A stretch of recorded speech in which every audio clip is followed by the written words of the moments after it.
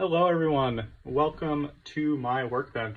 Today I'm going to talk about the CZ Czechmate platform and go over whether or not I think it's a viable option in USPSA Open division, as well as just general tips and tricks for how to get them running super well, super efficiently, super reliably, and what I like and dislike about the platform and some things I would change and my tips for anybody else getting started and what they might want to modify before they even get it out to the range. So before we get started, I'll give you a little bit of background. I've been shooting USPSA for 3 years, and 2 of those years have been in Open Division. I've been shooting the Czechmates for that entire time. So in front of us, we have my primary match gun. This guy has about 12 to 13,000 rounds. It's a 2019 series Czechmate. And right above it, we have my backup gun, which I bought very lightly used. It had about 500 minor only rounds on it in the limited configuration. And this is a 2017 Czechmate. There aren't very many differences between the two, primarily just the back strap and front strap checkering. It's a little more open on the 2017 and older models, where it's a little bit finer on the newer models.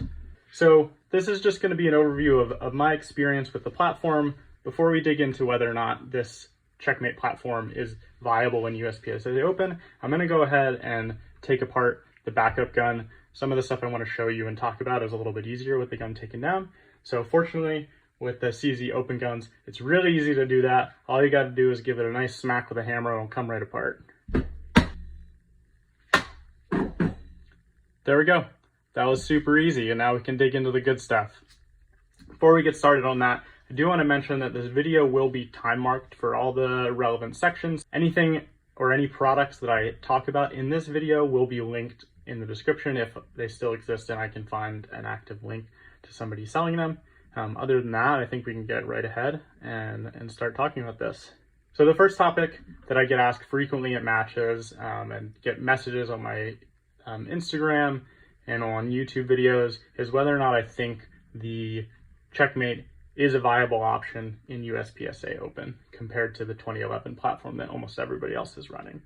And the answer is that it's absolutely a viable option. The only area where I think it is a slight disadvantage is compared to the most modern 2011 iterations that are running shorter 2-chamber compensators paired with popple holes. I've had an opportunity to shoot one of my buddies' new custom gun with the shorter binary engineering titanium compensator paired with some popple holes, and it's definitely a little bit more forgiving, especially if you have a weak grip or get a bad grip.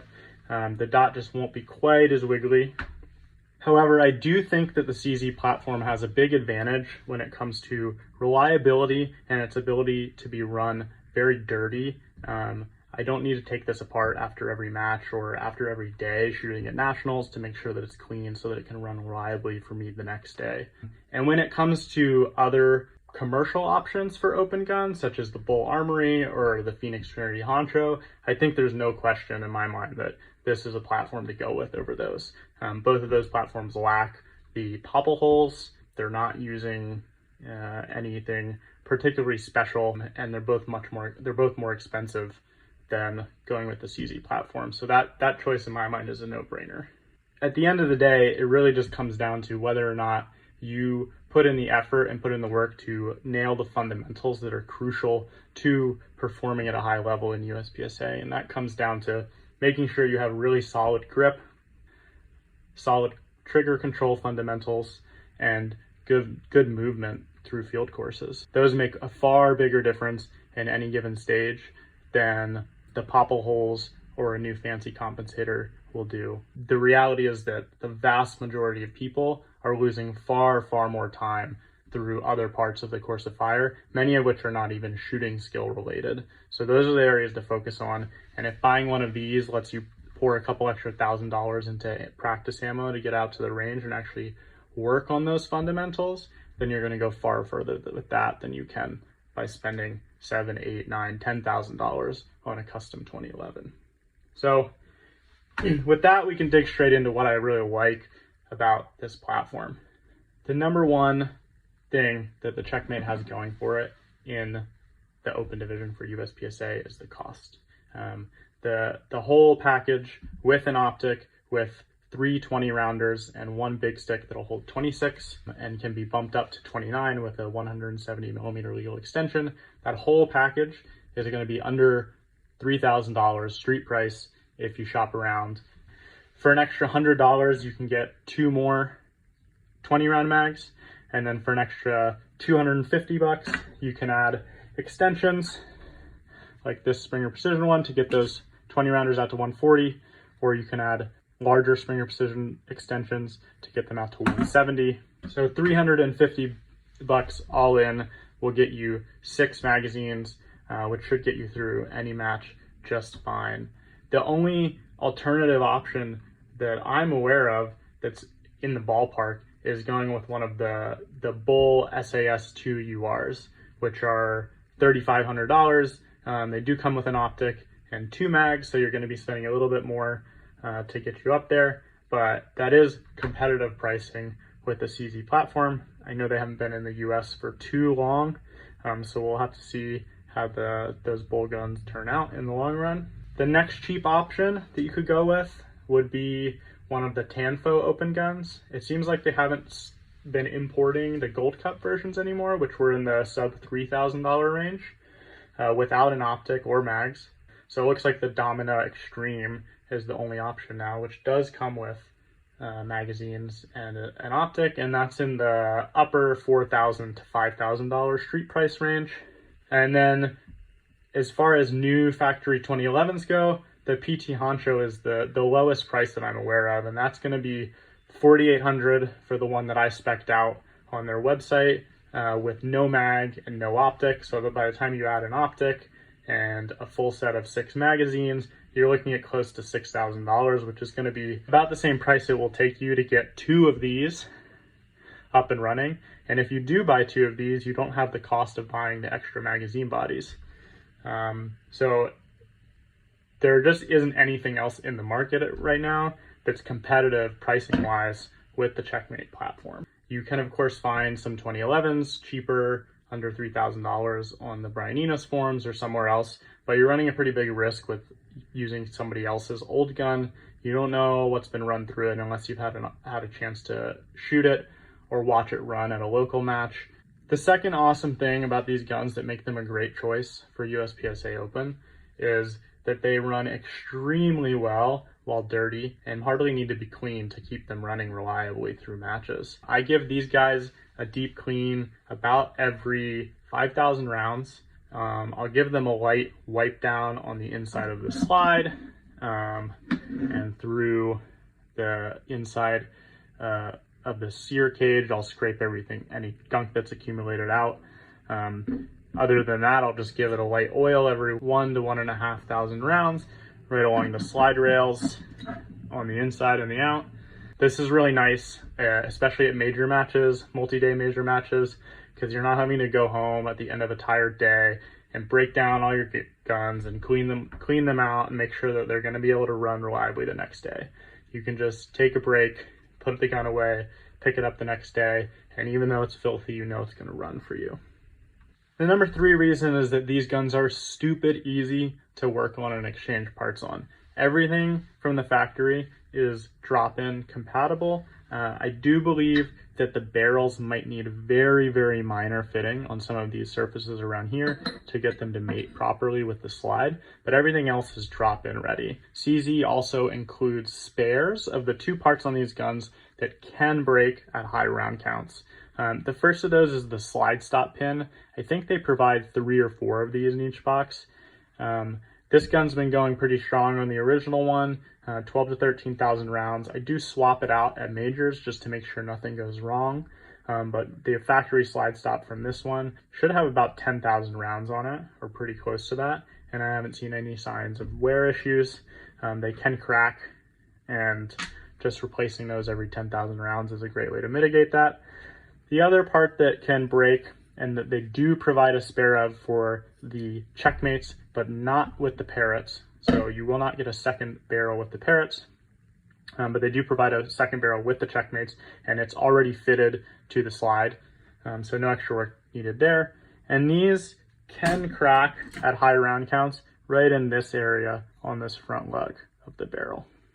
With the original versions of the Czechmates, they had this area the same as on the normal CZ75 barrels. So I have a P01 barrel here to compare. We can grab a reading on this. So the Czechmate one is right around 0.199, 0.2 inches in that area, and the PO1 is 1.7. So it's quite a bit thicker. CZ was aware that that area was breaking on these Czechmates, and in the later iterations they beefed up this front lug area. And to my knowledge, the breaking of the barrels has largely gone away since that, but they do still provide you with two to help mitigate that issue. Another awesome part about this platform is just how customizable they are to the fit of your hand. Unlike the 2011, where you're going to have to refit a grip module to the frame, with these you can just easily swap out the panels, swap out the safety, swap out the magazine release, swap out the slide racker, swap out the thumbrest, whatever you want to make sure that it's the perfect fit for your hand, and none of that's going to require fitting. It should just be all drop-in. One of the things that I really like about the way that CZ has set up this open gun is that they've put the slide racker slot nice and far back. This shares the dovetail with the iron sight for limited setup, but with it being this far back, you don't have to worry about it interfering with your thumb under recoil like you do with a lot of 2011s. I know for me personally, I've shot friends 2011s and had issues with my thumb just getting smacked because they run the slide rackers all the way up here. And if you have your thumb in an up high position, you might have some interference there, which could hurt you, or might even just lead to cycling issues. So that's a general overview of what I really like about this platform. In summary, they're super cheap. You can get two of them for the cost of most of the other 2011 options on the market. They can be run dirty and stay reliable even after thousands of rounds on them between cleanings. The handful of parts that do need to be swapped every 10,000 rounds or so, there are extras of in the box already straight from the factory, and it has a lot of awesome options available to customize it to your personal fit.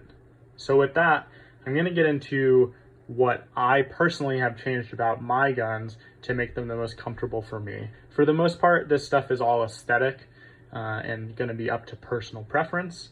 However, there are two things from the get-go that I think anybody getting one of these guns needs to do to make sure that this is going to be a great fit for running an open. And the number one thing for that is that you need to ream the throat of the barrel to make sure that it can accept long 9mm major. We're obviously running very hot ammunition in 9 major, so you want to try to reduce the impact of the pressure on the gun, and loading a little bit longer is going to help you do that. The magazines from the factory will take out to about 1.17 inches for ammo, but the chamber on the barrel will not generally accept ammunition that is that long. So you should go ahead and grab a throating reamer. I got mine from Climber for about $65, and just go ahead and ream out both of the barrels that come with the gun. You can load a dummy cartridge up like this, no primer in it. Make sure it's the right length you want with the bullet you want to use, and ream until this plunks cleanly into the barrel. While you have that apart, you should go ahead and polish up the feed ramps just to make sure you get nice smooth feeding. And one other thing you can do while you're in there, and I'm not sure how important this is, but you can go in and radius the edge of the reverse plug here.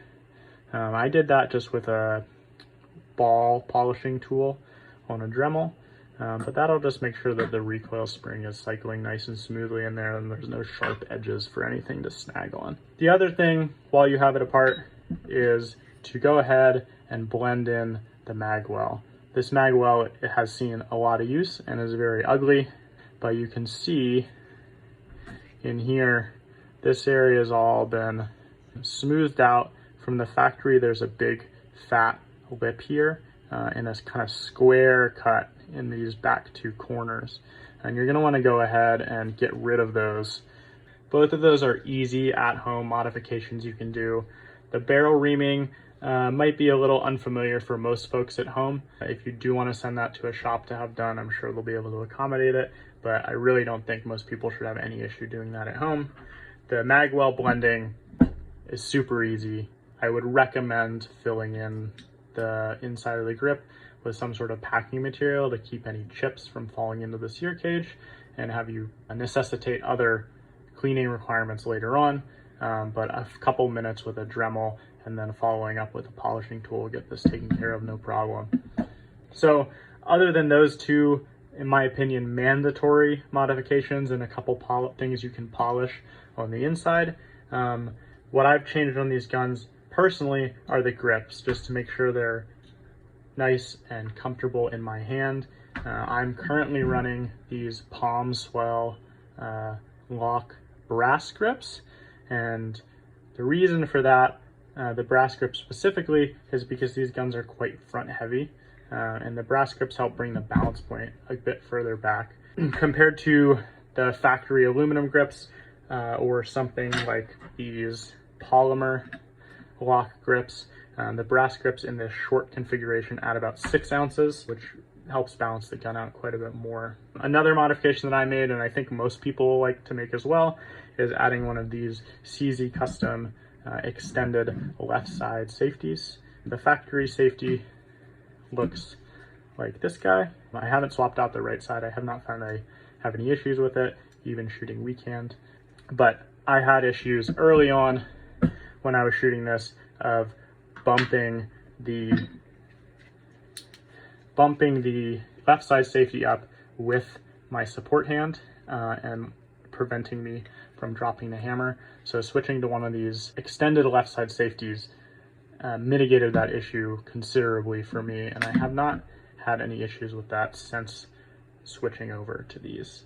So I would recommend that most folks at least try out one of these extended safeties. I think a lot of the ergonomic complaints that many people have about the tactical sport and Czechmate lines specifically revolve around the ergonomics of the safety itself, especially compared to 2011 and 1911s.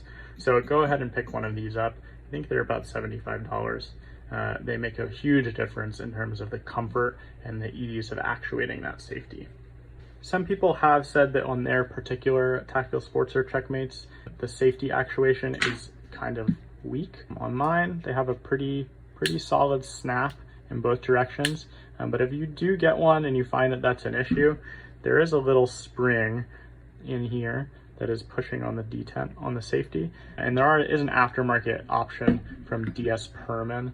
The link for that will be in the description, that increases the spring force on that and helps make that a little bit more positive. So that option is available.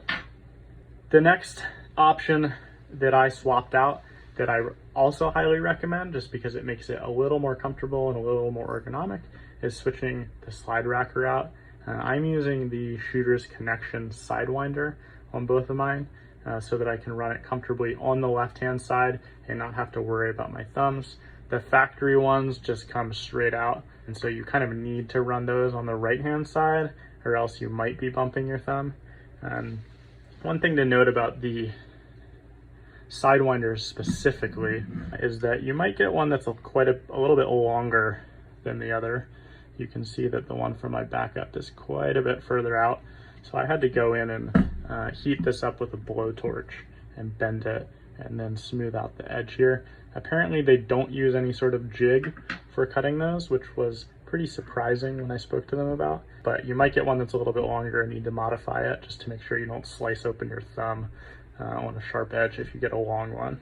Another part that I swapped out relatively early was the triggers. From the factory, they come with a plastic trigger. I think they may have swapped that to aluminum on the latest runs, but it sits a little bit further back, right around here. And for me, I was finding that I was getting a lot of trigger freeze issues from it being far enough back that my finger was past 90 degrees, and I was getting a lot of trigger freeze. So I swapped both of these out with, I think it's called the Big Hands trigger from CZ Shop. I think they're about $35 or $40. each. And if you are having any sort of issues with the reach to the trigger, I would recommend trying one of those out. They also offer a small hands version, which I have not tried, that brings the trigger back to about here. So if you're having the opposite issues and having a hard time reaching the trigger, you can try that as well. I did give myself one purely aesthetic and an indulgence, and that was swapping the primary one here to this concealed hammer. As I mentioned before, the Parrot models do come with this installed already. It doesn't make any difference whatsoever in terms of the feel of the trigger, but I do think they look pretty cool. From there, something I changed out fairly early on was the Optic mount. I have here the original one from the factory. Let me get this guy out of the way. So you can see this is quite bulky. It's running a Seymour slide ride. It kind of shifts the weight a little bit further forward. It also has a really high bore offset. You can see that's about where it rides. So you're looking at like a whole extra inch of bore offset, which if you are prone to shooting no shoots at 5 feet away like me, makes your problem even worse. I think the benefits of lightening this up a little bit on its own is worth it, as well as the bore offset issue. However, I do think it's a perfectly suitable option from the beginning. It's not something that I think you need to jump out and change immediately, but there are awesome options for these multi-mounts from CZ Custom, which will let you run any of the most up-to-date micro red dot sights. I also swapped out the thumb rests from the factory one. This particular thumb rest that I've settled on is the Advanced Ratio Sports and Tactical thumb rest. I did have to trim these screws on the inside of the frame to prevent it from hitting the inside of the slide. So it is something to be mindful of. If you do swap from a factory thumb rest, you will likely have to get longer length screws and trim them to fit. The last two things that I have changed on these are both internal changes, and those are about the recoil spring and the main spring. So for the recoil spring, both of these guns are running 10-pound recoil springs. I haven't spent too much time messing around with that. They're both have been running the same recoil springs the entire time I've owned them. I swapped those out right at the beginning. That seemed to be the consensus on what most people like in these. I do plan on spending some time this winter fiddling with those to see if I like the feel of a lighter or heavier weight. The other spring that I swapped out on both of these guns is the hammer spring. I believe from the factory, the weight on those hammer springs is 18 or 19 pounds. And I found the triggers on both of these with that to be reasonably crisp breaks, but the reset was very sluggish. So swapping these out to 22-pound recoil springs from Wolf Springs has helped make it a little bit more crisp at the cost of a slight increase in weight, but the reset is much more positive on both of those triggers. I think these are really in their final form for me now as far as ergonomics and personal comfort goes. And as I mentioned before, there are tons of options out there in the aftermarket for you to make sure that these guns perfectly fit your hands and your preferences. Unfortunately, there are a few things about this platform that I don't like and that I can't change. And I really wish that CZ would change from their end at the factory. And the number one thing about that is that these are super front heavy. So without the brass grips on here, the balance point of this gun is pretty much like right up about here. And that's with one of these Romeo 3XL micro red dot sights. If you're running the Seymour sight, or if you run like a Holosun 510C, that might be even a little bit further forward. With the brass grips, it brings it back to right about where the trigger is. If you choose to run one of the CZ custom Magwells, which sits a little bit lower, and get the longer brass grips to accommodate that, you'll probably shift it even a little bit further back. And I've only been running this like this for about a month, but I do really like it. I would recommend trying this out. They're kind of pricey compared to the other grip options available, but they make it much more comfortable to swing. You don't feel like you're working quite as much in the wrist to keep that muzzle up. And even though it's heavier, it does feel much more comfortable in the hand. The other thing I like to see CZ change with these is bring them up to sort of the more modern build standard and add some popple holes up in the slide to help keep them down a little bit. There's plenty of room left to make major in this cartridge. I'm not running anywhere near as hot of a load as far as powder charge as many people running 2011s that I've talked to, running HS6. So I think this could really benefit from some popple holes. And in addition to that, it would probably be a good idea for CZ to revise the comp design, either shorten it up, maybe cut out one of the baffles in here to lighten it up, or just switch to a titanium comp. There is an aftermarket titanium comp from CZ Weapons available, which I have not tried, but I may try this winter to see how that feels. I did for a while try out this behemoth of an aluminum comp from Kneeling Atlas on the Brian Enos forms. You can see how much longer that is compared to the factory one. But unfortunately, while I really liked the benefit to swing weight from it, it cracked right around the forcing cone up here, which I think was because it was just a little bit too tight of a fit with the slide on here. So the titanium comp is an option as an aftermarket choice if you want to make this swing a little bit better. I think that paired with the brass grips would be a really, really nice change, and I may try that out this winter. One annoying choice that CZ made with this design is that the barrel and the compensator cannot be removed from the slide together. So as you see here, the barrel cannot just come out of the slide, which means anytime you want to take this apart to clean out the barrel, remove the extractor, clean out the comp ports or something like that, you have to unscrew the comp every single time, which means that you can't really securely fixture the comp, unlike you can do on the 2011 platform. And unfortunately, what I found is that these comps are either too tight of a fit from the factory and you end up with a gap in the slide, something like that. This Parrot came like that. And I chased the threads a little bit to try to make it fit more flush, leaving just a little bit of air gap so that it doesn't crack itself. But it ended up being just a little bit loose. The recoil rod does keep that in place, so I don't think it's a concern. I didn't find any accuracy differences after I did that. It is just a minor annoyance. So it would be nice if they would modify these slides so that the barrel can come straight out the front. I know CZ Customs already does that on their A01 platform, so I don't see any reason why CZ couldn't do that from the factory. This primary gun also has a slight little bit of wiggle, maybe not even enough for it to be visible on camera. I did not chase the threads on this one, and after 10,000 rounds, it has a tiny bit of wiggle. And as I mentioned, there's unfortunately no way for me to set that. I've tried using some rock set.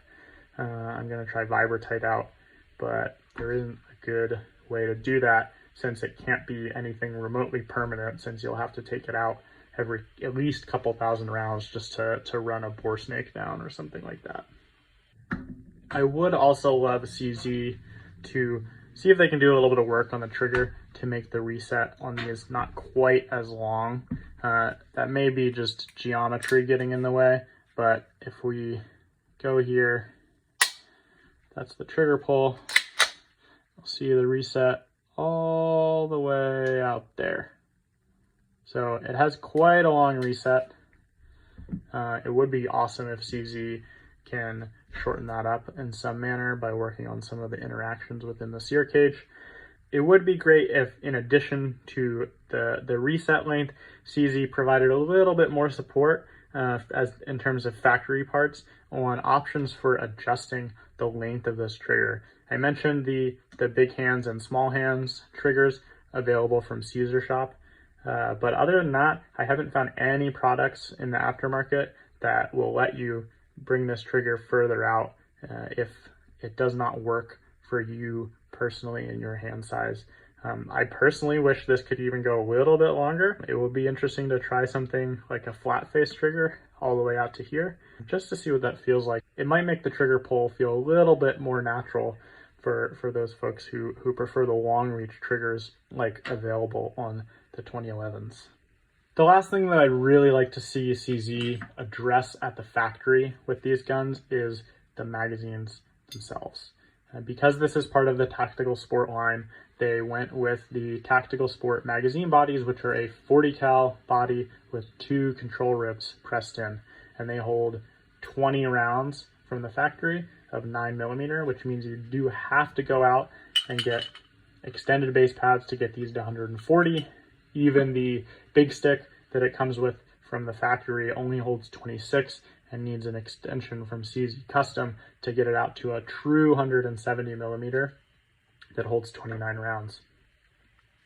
The main drawback of these control ribs is that as soon as the ammo stack with the extensions gets below the control ribs, it's no longer ordered properly. And what you can end up with, especially if you're running the 170mm extensions on the 20 round bodies, is you end up with the stack getting disordered and a slight gap like that between the very top round and the round under it. So when the slide comes forward, it causes this front round to dip down and nosedive into the feed ramp.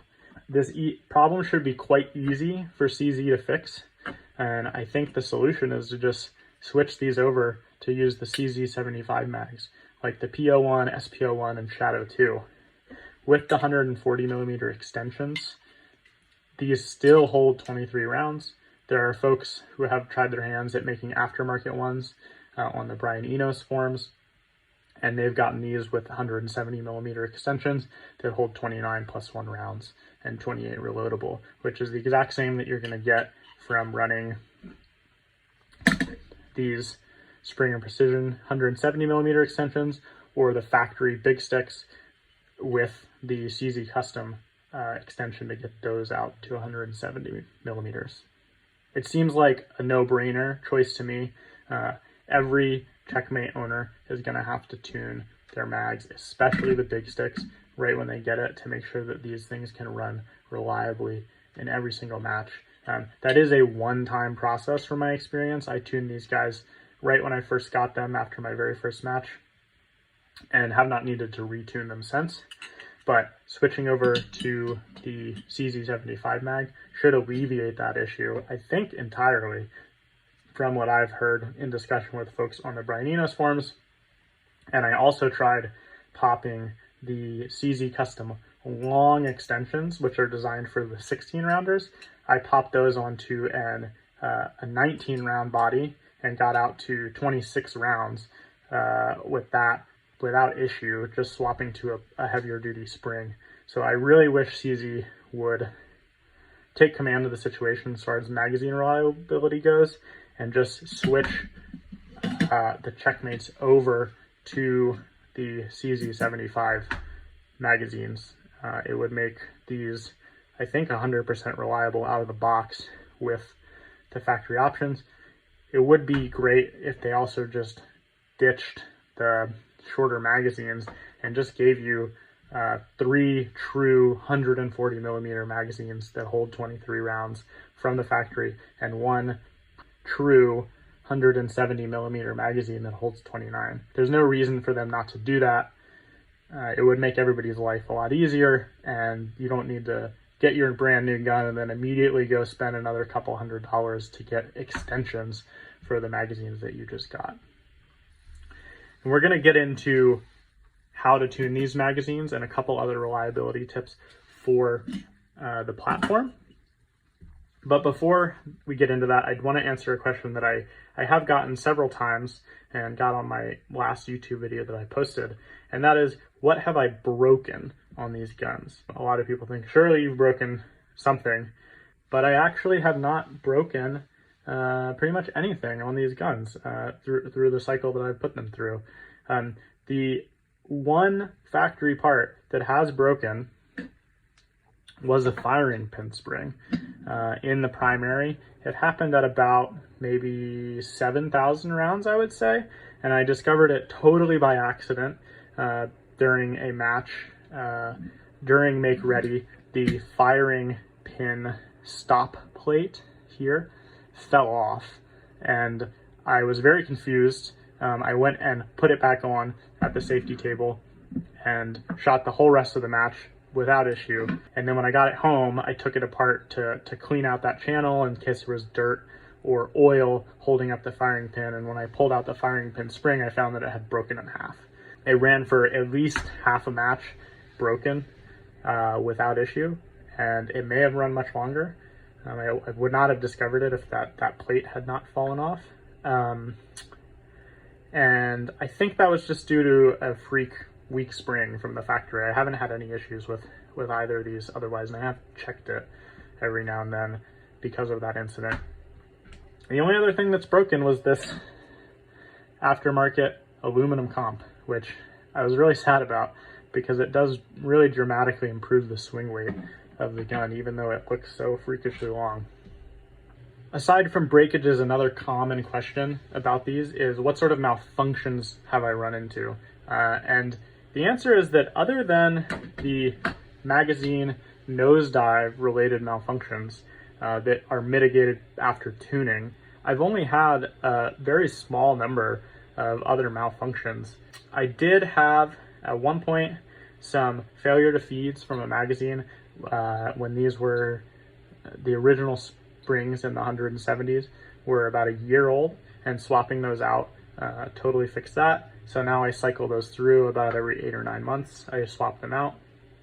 Other than that, and the magazine extension specific issues that I'll discuss about in the tuning section, the only other malfunction that I've had was as far as I can tell, freak malfunction that happened on my very first stage of nationals this year. I will splice in the video where a round ejected, hit the optic mount, and then bounced back into the ejection port, causing a big problem that took me about 5 seconds to clear. So once you get the mag tuning done on these guns, they should be extremely reliable and have very few malfunctions. And if you are plunk testing every round that you take to matches with you, you should have next to no issues with these guns as far as malfunctions go. With that covered, we can go ahead and talk about actually tuning the magazines. There are a couple things you need to do to get these to run reliably with the magazine extensions on. Without the extensions, you shouldn't have any issues, but obviously everybody in USPSA is going to want to run 140s and 170 millimeters in open. So there are some things you need to do. You should do this before you ever take it to a match, just to make sure you don't have some freak incidents with nose dives, especially if you are running JHPs. I run round nose bullets to help this issue even further, but if you are running JHPs, this might be a little more intensive of a process. And essentially what you need to do is squeeze in the mag body right about here at the point where it starts to transition from the double stack up to the single stack. Because as I mentioned, what happens when the stack is below the control ribs, there isn't enough pressure on the topmost round to get it to keep the nose up and feed straight into the chamber. Instead, there's a little bit of a gap, and it will tend to nose dive once the slide picks it up. So what you do by pinching in this transition is you make that double stack start to transition to the single stack a little bit faster, and you give that top round a little bit more support. There are specific measurements available on the Brian Enos forums, among other places, about what dimensions you want this side-to-side distance here to be, as well as what dimensions you want the feed lips to be at the front and the back. I'll try to find those and put them in the description, but they are available.